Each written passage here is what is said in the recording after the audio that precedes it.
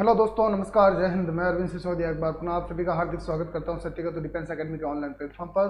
तो मेरे प्यारे दोस्तों, मेरे प्यारे भाइयों, आज का जो चैप्टर है और जो टेस्ट सीरीज चल रही है हमारी, वो 13वें नंबर का टेस्ट पेपर है और उसका सॉल्यूशन आज हम देखेंगे। 15 क्वेश्चन होंगे। 15 क्वेश्चन में हर प्रत्येक क्वेश्चन में 4 ऑप्शन होंगे। कोई नेगेटिव मार्किंग नहीं है। प्रश्न पढ़े, ऑप्शन देखे और सही उत्तर का चयन करें। जल्दी से लाइव क्लास को ज्वाइन करें, शेयर करें, कमेंट करें। कमेंट बॉक्स में उसी रूप से जय हिंद लिख दें।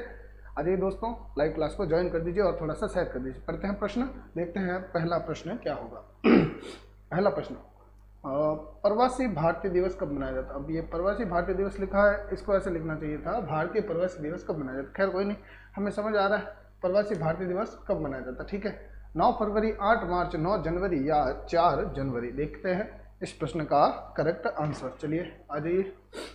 9 फरवरी, 9 फरवरी को तो प्यार मोहब्बत वालों के दिन होते हैं, तो चॉकलेट डे हो जाएगा। कौन सा हो जाएगा? Chocolate day. और सेना में इसका कोई काम नहीं। 8 मार्च, यहाँ से सवाल आ सकता है। 8 मार्च अंतर्राष्ट्रीय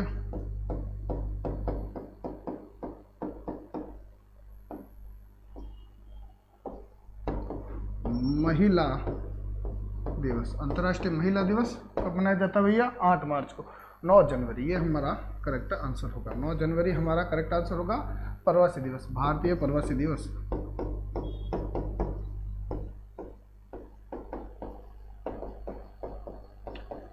तो 9 जनवरी 1915 को भैया गांधी जी और कस्तूरबा आए थे मुंबई और आपके क्या कहते हैं बंदरगाह पर। तब आपके कांग्रेस के प्रतिनिधियों ने इनका भव्य स्वागत किया था और उसी दिन के रूप में इसे क्या कहा गया दोस्तों? उसी दिन के रूप में इसे भारतीय प्रवासी दिवस कहा गया। ठीक है, और उसके बाद हम इसे भारतीय प्रवासी दिवस के रूप में मनाते हैं। चलिए आ जाइए, देखते हैं 4 जनवरी। 4 जनवरी को दोस्तों आपके होता है लुई ब्रेल दिवस। विश्व भर में कौन सा दिवस मनाया जाता है? लुई ब्रेल दिवस। ये हो गया आपके चारों ऑप्शन करेक्ट। चलिए, हमारा कौन सा ऑप्शन करेक्ट होगा? भारतीय प्रवासी दिवस 9 जनवरी। उम्मीद है आप सभी ने आंसर सही करेक्ट कमेंट किया होगा। चलिए सवाल देखते हैं अगला। प्रश्न संख्या 2, राष्ट्रीय खेल दिवस को किन के जन्म दिवस पर मनाया जाता है? अच्छा प्रश्न है, जल्दी से कमेंट कर दीजिए। राष्ट्रीय खेल दिवस को किन के जन्म दिवस पर मनाया जाता है? देखते हैं आप सभी के कमेंट। बबलू सिंह उदावत, अचल सिंह, सौरभ नेगी, जितेंद्र सिंह राठौड़, MS चौधरी चौहटन, जय हिंद। राकेश सिंह, बबलू सिंह उदावत, 8 मार्च महिला दिवस। वेरी गुड जी Bablu ji. Offline batch start है फिलहाल। दूसरे में ए आंसर दे रहे हैं सभी। सौरभ नेगी, MS चौधरी और राकेश सिंह। आंसर क्या आ रहा है? ए, मेजर ध्यानचंद। वेरी गुड, बिल्कुल करेक्ट। ये आपके हॉकी से संबंधित है। ठीक है, भारत को सर्वप्रथम स्वर्ण पदक दिलाया था हॉकी में। ठीक है, सीके नायडू आपके भारतीय टेस्ट क्रिकेट टीम के प्रथम कप्तान थे, तो ये क्रिकेट से संबंधित हो गए। ठीक है, तो प्रश्न इस प्रकार से भी आता कि निम्नलिखित में से ये व्यक्तित्व किन खेल से संबंधित है, तो उससे भी सवाल आ सकता है। ये भी आपके हॉकी से संबंधित है। जयपाल है। ठीक है, ये लीजिए, ये आपका हो गया करेक्ट आंसर। आंसर होगा हमारा ए, मेजर ध्यानचंद के जन्म दिवस पर राष्ट्रीय खेल दिवस मनाया जाता है। सवाल देखिए अगला। अगला सवाल है आपके तीसरा, जल्दी से कमेंट कर दीजिए। जगजीवन राम के समाधि स्थल को क्या कहा जाता है? फटाफट बता दीजिए। अभय घाट, समता स्थल, महाप्रयाण घाट या वीर भूमि। यदि आपको सारी समाधि स्थल याद है दोस्तों, तो आप आराम से आसानी से किसी भी प्रश्न का आंसर निकाल सकते हैं। चलिए देखते हैं आप सभी का आंसर। सर एग्जाम कब होगा देवरा? जी देखते हैं, समय वेट एंड वॉच हो जाएगा। उम्मीद तो यही है नेक्स्ट मंथ में होने की। ओके, बी आंसर दे रहे हैं सभी, समता स्थल। क्या आंसर दे रहे हैं? समता स्थल जगजीवन राम की। ठीक है, जगजीवन राम समता स्थल। वेरी गुड, बिल्कुल करेक्ट आंसर दिया है दोस्तों। अभय घाट आपकी किसकी हो जाएगी? मोरारजी देसाई। मोरारजी देसाई की जो है वो है आपके अभय घाट। महाप्रयाण घाट हो जाएगा आपके डॉक्टर राजेंद्र प्रसाद जी। ठीक है, तो राजेंद्र प्रसाद जी की कौन सी हो जाएगी? महाप्रयाण घाट। वीर भूमि हो जाएगी आपके राजीव गांधी जी। राजीव गांधी, ये आपका करेक्ट आंसर होगा। और समता स्थल आपको पता ही है, जगजीवन राम का हो गया। चलिए ऑप्शन नंबर बी करेक्ट दिया आप सभी ने आंसर, वेरी गुड। अगला सवाल देखिए, देखते हैं अगला सवाल क्या होगा। प्रश्न संख्या 4, महिलाओं को मताधिकार देने वाला प्रथम देश कौन सा है भैया? फटाफट कमेंट कर दीजिए। न्यूजीलैंड, भारत, अमेरिका या चीन? इनमें से पहला देश कौन सा है जिसने सर्वप्रथम महिलाओं को मताधिकार देने का प्रावधान लागू किया था? जल्दी से कमेंट कीजिए। प्रश्न संख्या 4 है, ऑप्शन आपको उत्तर आना चाहिए, ठीक है। ओके ठीक है, चौथे में ए आंसर दिया है सौरभ नेगी, महिलाओं को मताधिकार देने वाला पहला देश, तो प्रथम देश हो जाएगा आपके न्यूजीलैंड। वेरी गुड, ये आंसर बिल्कुल करेक्ट दिया।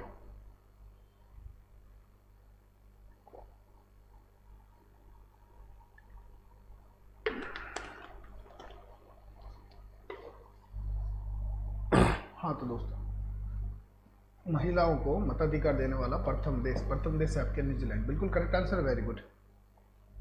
देखिए अगला सवाल,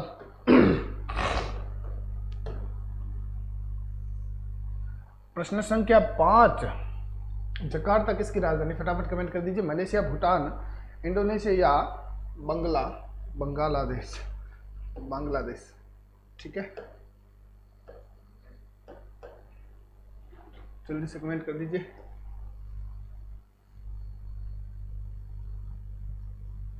और बाकी सभी की भी आपको राजधानी याद होनी चाहिए।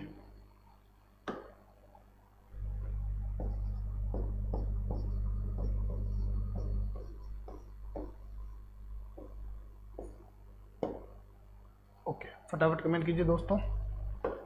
देखते हैं हम सभी का आंसर सी दे रहे हैं, वेरी गुड। सी में क्या है भैया? सी में है इंडोनेशिया। इंडोनेशिया की राजधानी कौन सी है भैया? Jakarta, very good. चलिए आंसर देखते हैं इसका। मलेशिया की है आपके कुआला लिम्पुर, ठीक है, ये तो आपके मलेशिया की हो गई। भूटान की हो गई थिम्पू, भूटान की कौन सी हो जाएगी दोस्तों? थिम्पू। इंडोनेशिया की जकार्ता हो गई। बांग्लादेश की हो गई ढाका। ये आपका आंसर करेक्ट होगा। आंसर कौन सा होगा भैया? आंसर आपके सी करेक्ट होगा। चलिए, इंडोनेशिया की राजधानी जकार्ता। आगे बढ़िए, अगला सवाल देखते हैं। प्रश्न संख्या 6, संविधान की कुंजी किसे कहा जाता है? फटाफट कमेंट कर दीजिए। संविधान की कुंजी,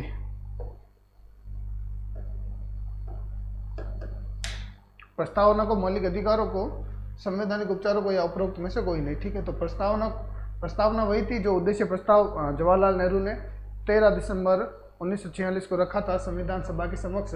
उसी उद्देश्य प्रस्ताव को ही प्रस्तावना बताया गया है, और वही आपके संविधान सबसे पहले ओपन करते ही सबसे पहले हमें प्रस्तावना लिखेगी। तो प्रस्तावना को संविधान की कुंजी कहा गया है। मौलिक अधिकार पहले 7 है, वर्तमान में 6 है। संपत्ति के अधिकार को हटाकर कानूनी अधिकार में अनुच्छेद 300 के तहत कानूनी अधिकार बना दिया गया। संवैधानिक उपचारों का अधिकार, डॉक्टर भीमराव अंबेडकर ने संवैधानिक उपचारों का अधिकार अनुच्छेद 32 को क्या कहा है भैया? संविधान की आत्मा कहा है। संविधान की आत्मा किसे कहा? डॉक्टर भीमराव अंबेडकर ने। तो संवैधानिक उपचारों के अधिकार को और प्रस्तावना को संविधान की आत्मा किसने कहा? वो कहा था जवाहरलाल नेहरू ने, ठीक है।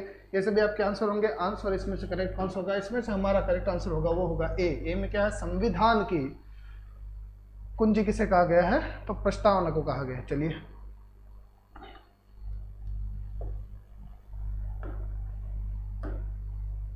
बढ़ते हैं आगे, देखते हैं अगला सवाल।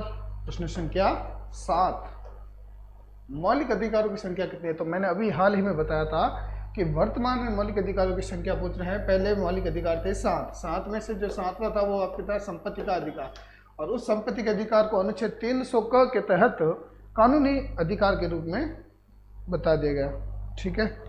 चलिए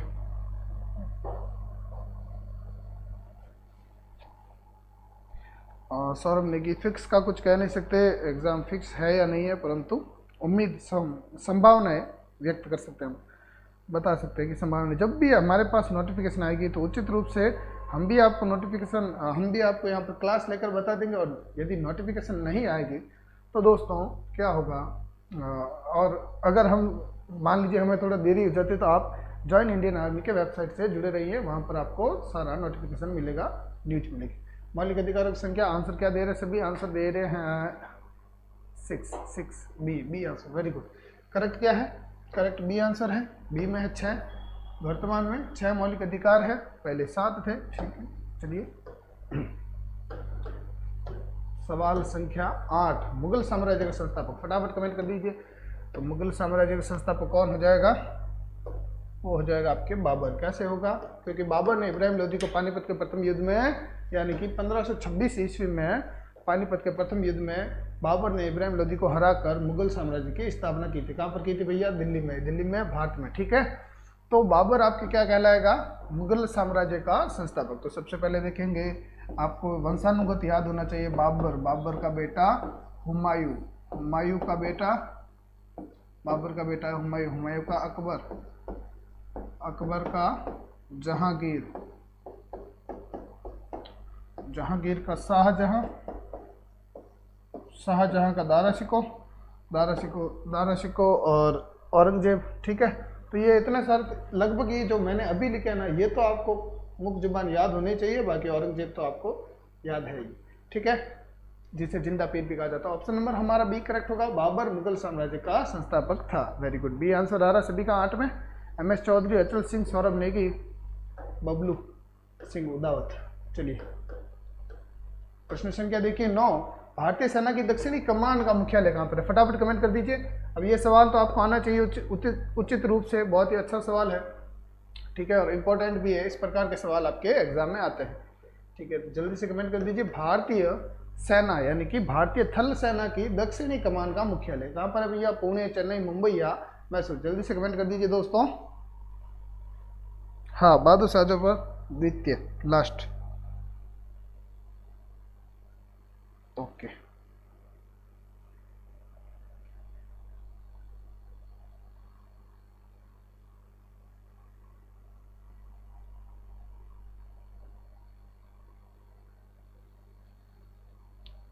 आंसर क्या आ रहा है? बी आंसर दिया है सबसे पहले MS चौधरी चौहटन ने, सौरभ नेगी ने ए दिया है, अचल सिंह ने भी दिया है। ठीक है, चलिए तो देखते हैं आंसर क्या होगा हमारा। सबसे पहले चेन्नई को देखते हैं। तो चेन्नई किसकी है कमान? चेन्नई मात्र एक है तटरक्षक, तटरक्षक बल की पूर्वी कमान है। कौन सी कमान है? पूर्वी कमान, जिसे हम कोस्ट गार्ड भी कहते हैं। तटरक्षक बल की पूर्वी कमान है चेन्नई। पुणे आपकी हो गई थल सेना की दक्षिणी कमान।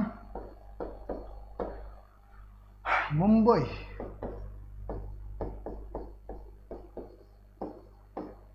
नौसेना की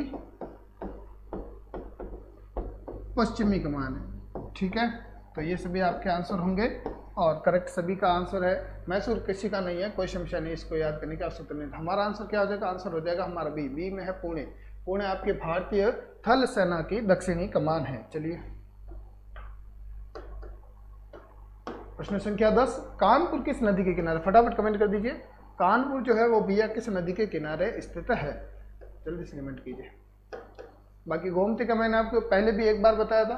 गोमती का मैंने बताया था आपको कि इस पर आपके लखनऊ, सुल्तानपुर और जौनपुर ये प्रमुख रूप से 3 शहर स्थित है।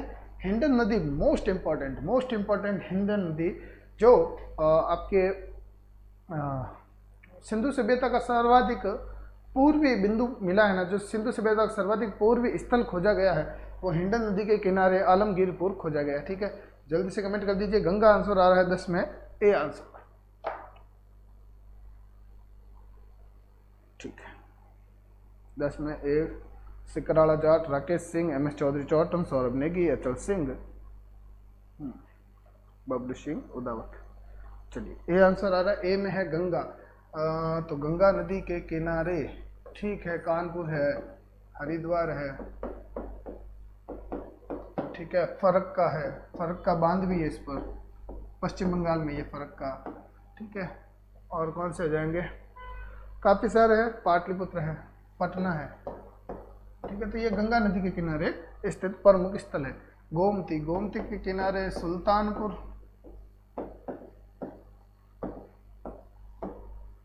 लखनऊ और जौनपुर, ये 3 आप याद रखना। 3 नहीं याद रखो तो जौनपुर और लखनऊ अवश्य रूप से याद रखना। हिंडन नदी के किनारे आपके आलमगीरपुर,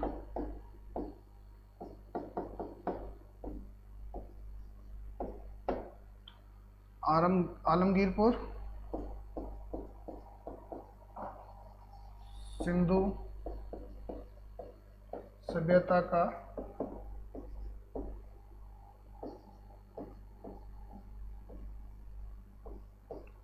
पूर्वी स्थल, सिंधु सभ्यता का सर्वाधिक पूर्वी स्थल है जो हिंडन नदी के किनारे, कर्मनसा नदी के किनारे कुछ नहीं है। उत्तर प्रदेश में स्थित चंदौली जिला है वो आपके कर्मनसा नदी के किनारे स्थित है। ठीक है, हमारा आंसर क्या होगा? कानपुर किस नदी किनारे? गंगा नदी किनारे। अगला सवाल देखिए 11वां, कृष्ण क्रांति का संबंध। तो कृष्ण क्रांति का मांस उत्पादन से, बायोडीजल से, कोयला, बायोडीजल, कोयला, मांस, हाँ ठीक। अब ये कृष्ण क्रांति, इसमें दोनों आपके करेक्ट आंसर है। कोयला उत्पादन भी कृष्ण क्रांति, हालांकि कोयला उत्पादन के लिए पर्टिकुलर कृष्ण क्रांति का नाम नहीं आता, कोयला उत्पादन के लिए काली क्रांति का नाम आता, पर काली क्रांति आपके बायोडीजल में भी काम आती है। ठीक है, ये कृष्ण का अर्थ हम काला ही लेते हैं, कृष्ण का अर्थ क्या होता है? काला ही होता है। ठीक है, तो बायोडीजल और कोयला उत्पादन दोनों कृष्ण है या काली क्रांति से संबंधित है। ठीक है, तो मैं आपके लिख देता हूँ एक बार सारा। चलिए देखते हैं, 11वां प्रश्न है, मांस उत्पादन है आपके लाल क्रांति, मांस और टमाटर उत्पादन आपके लाल क्रांति से संबंधित है। ठीक है, बायोडीजल, बायोडीजल आपकी हो गई कृष्ण क्रांति से,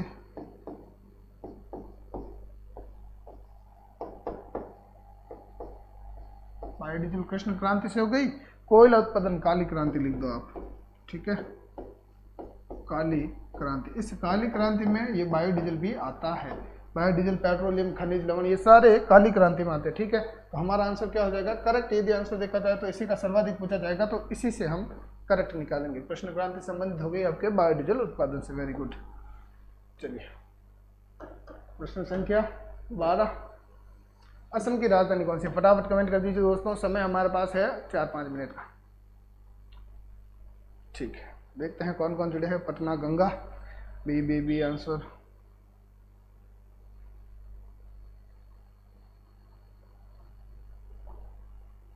राम राम गुरुजी, राम राम।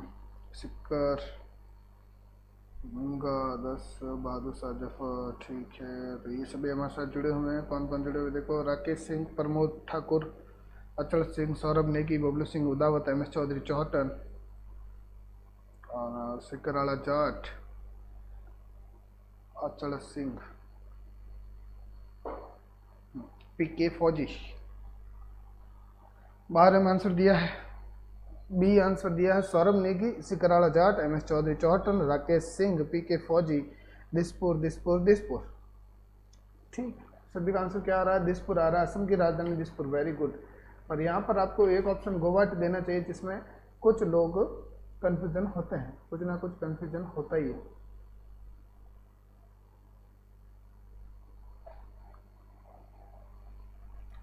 ठीक है,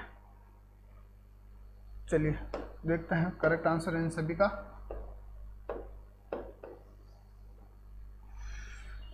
असम की राजधानी पूछा, असम की राजधानी हो जाएगी आपके दिसपुर। ठीक है, ये तो करेक्ट हो गया। ईटानगर किसकी राजधानी है? तो अरुणाचल प्रदेश की।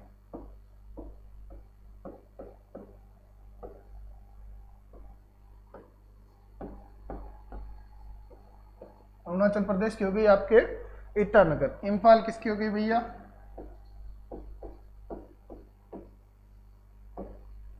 मणिपुर की राजधानी। आइजोल किसकी हो गई दोस्तों? मिजोरम की राजधानी। ठीक है, दिसपुर हो गई आपके असम या असम की राजधानी। ठीक है, करेक्ट आंसर होगा हमारा Dispur, B option correct. Very good.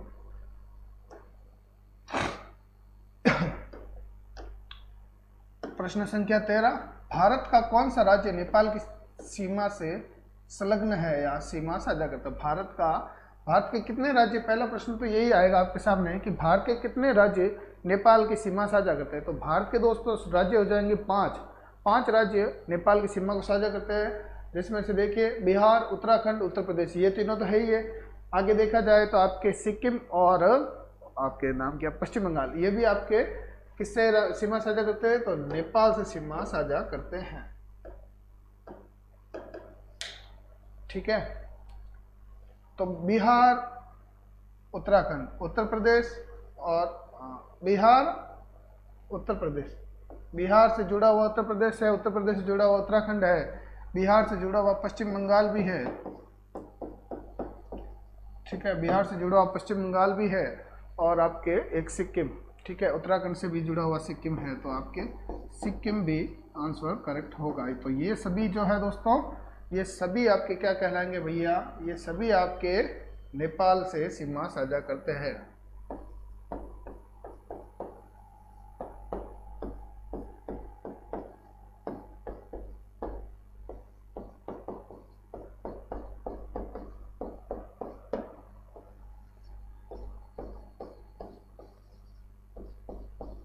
Okay, ठीक है, ऑप्शन हो जाएगा ये सभी, ये लीजिए, डी ऑप्शन करेक्ट होगा। प्रश्न देखिए अगला 14, कौन सा भैया प्रश्न, प्रश्न है 14।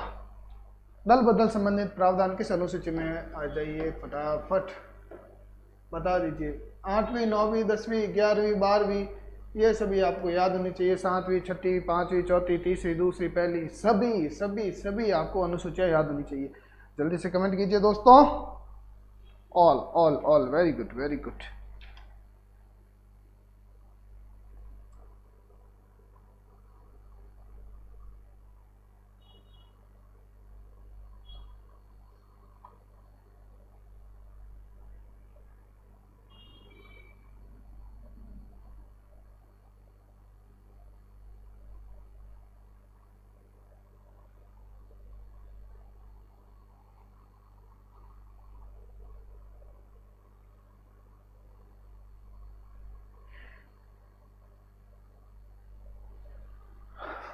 चलिए, लेवल, लेवल क्या, 10 आंसर बता रहे, दल बदल।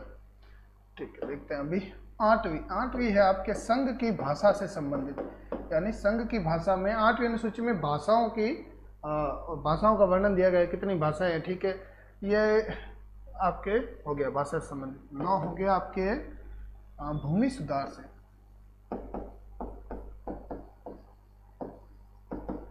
भूमि सुधार। फर्स्ट, संविधान संशोधन 1951। 10वां हो गया आपके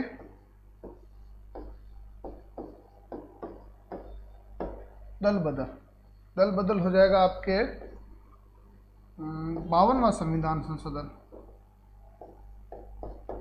संविधान संशोधन 1985। ठीक है, फिर देखेंगे हम दोस्तों 11वीं अनुसूची है आपके पंचायती राज से, पंचायती राज से संबंधित है। 73वां संविधान संशोधन 1992। ठीक है, 1992 होगा। और फिर लास्ट आ जाएगा 12वीं लिख देते हैं हम, देखो इससे लिखते हैं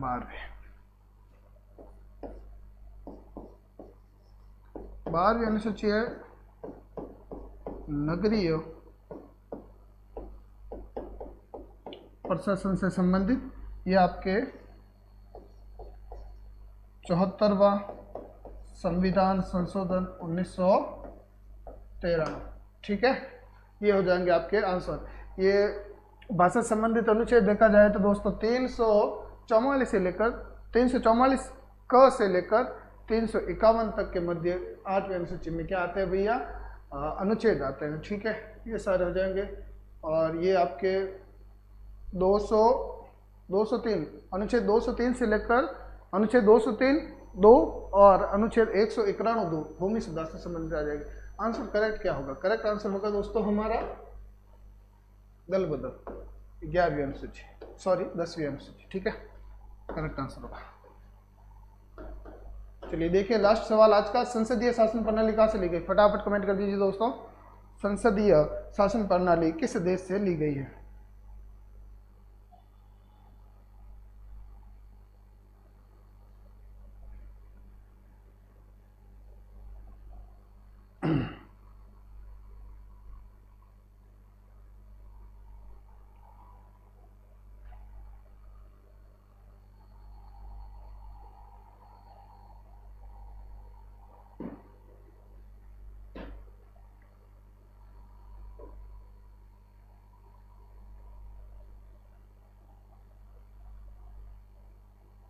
ब्रिटेन, ये आंसर आ रहा है। MS चौधरी, आरू चौधरी, जय हिंद, और सौरभ नेगी, सिकराला जाट, वापस जय हिंद, फिर अचल सिंह। सभी का आंसर आ रहा है भैया ए से एप्पल। ए से एप्पल यानी कि क्या हो जाएगा? ब्रिटेन। ब्रिटेन तो बी से बॉल वाला ब्रिटेन हो गया, तो क्या होगा? बी से ब्रिटेन, बी से ब्रिटेन हो जाएगा हमारा A answer. A answer correct होगा। ब्रिटेन से संसदीय भारतीय संविधान में संसदीय शासन प्रणाली, संसद से संबंधित जितना भी आए आपको इतना ही याद रखना, ब्रिटेन से लिया गया। इस प्रकार से पूछ सकते हैं राज्यसभा कहाँ से ली, लोकसभा कहाँ से ली, ठीक है? तो ये भी सारे आपके यहीं से आएगा, आंसर ब्रिटेन ही होगा, ठीक है? संसदीय शासन प्रणाली। आगे आगे है आपके सत्यकेतु, ठीक है? तो दोस्तों अगली क्लास होगी आपके साइंस की, इसके बाद मैथ की। जुड़े रहिए, खेलते रहिए, हंसते रहिए, पढ़ते रहिए, नहाते रहिए, खाते रहिए, पीते रहिए, ठीक है दोस्तों? कल पुनः इसी समय आपसे मुलाकात करेंगे, तब तक के लिए धन्यवाद। जय हिंद और जय भारत।